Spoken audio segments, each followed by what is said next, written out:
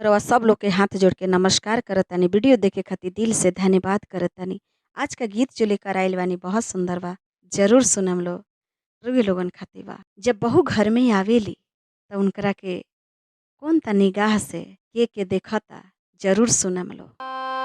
चम चम चूड़िया चमके, घूंघट लंबा लंबा है।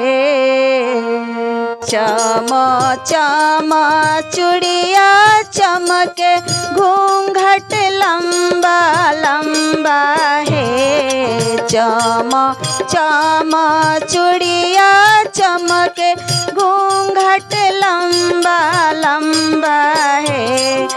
घूंघूटा के देखी जेठ जी गई लो भाई है। घूंघूटा के देख के जेठ जी गई लो भाई है।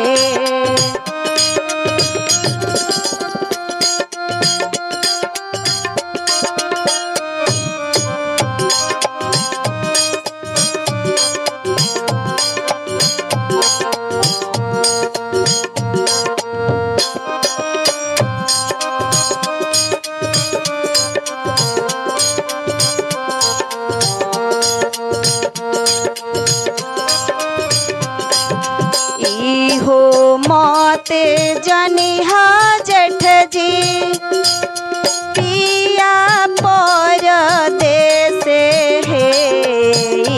हो मते जनिहा जेठ जी, पिया परदेस है। करब में फोनवा जेठ जी आई है बलमुआ है। करब में फोनवा जेठ जी आई है बलमुआ है।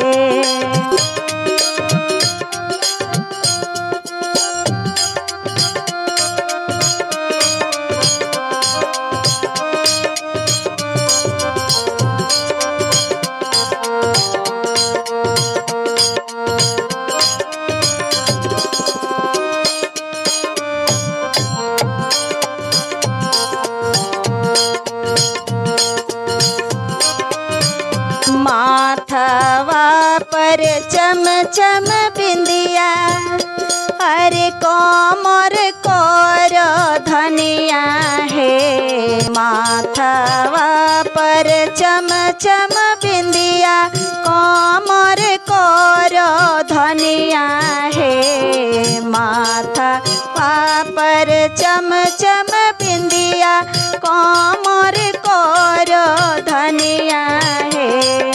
कर धन देखी के देवर जी गई लो भाई है। कर धन देखी के देवर जी गई लो भाई है।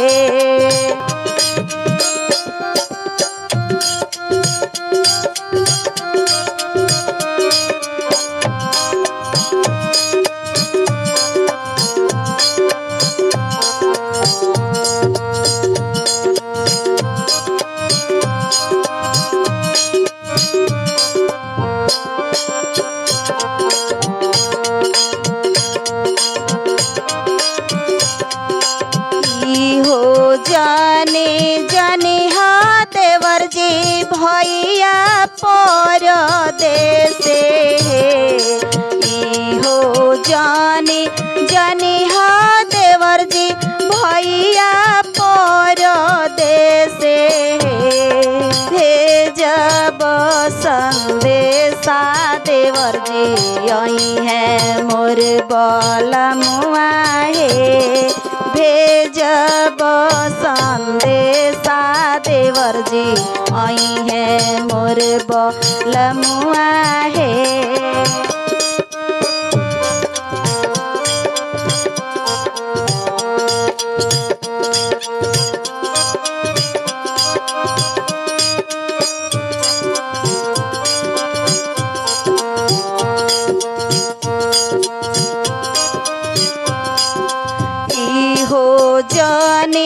जनिहा देवर हम बने अकेली हे इहो जानी जनिहा देवर हम बने अकेली हे सैया हमरो देले राइफल मारे बेदोई गोली हे सैया हमरो दिहले राइफल मारे बेदोई गोली हे